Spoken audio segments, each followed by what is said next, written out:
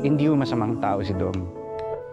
Umiyak na ba ang lahat sa 2024 MMFF Best Picture Film Green Bones?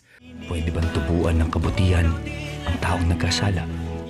Dahil may viewers na tila may transformation after watching. From all smiles This is us before watching Green Bones. to all cry ang mga person. This is us after watching Green Bones. Ang viewer na ito, malakray mi a river ang peg na halos non-stop ang luha. What can you say? Natibiyakay kong nawilak doon pa dyan. Okay lang. So nice. Ang isang viewer naman, good cry to the highest level. Napakuha na ng tissue, napahawak pa sa dibdib. This is us after watching Green Bones.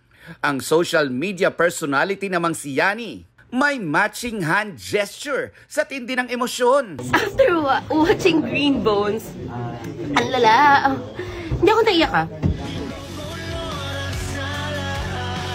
Habang ang content creator na si Arman Salon, Ay, Diyos ko po! Sobrang ganda ng palabas! Aba, pati ako, di rin nakaligtas dyan. This is me before watching Green Bones. Masaya pa ako Tingnan natin. At ayun, nakita ko nga, kaya naman ang luha ko, ayaw nang paawat sa pagtulo. There's something in you na huhugutin, tapos papakawalan niya. And then it will make you cry because of that.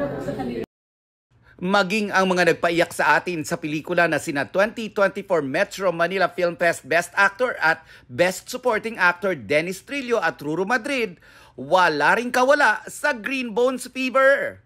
Curious ka na ba? Huwag nang magpahuli at panoorin na ang Green Bones na showing sa 180 cinemas nationwide.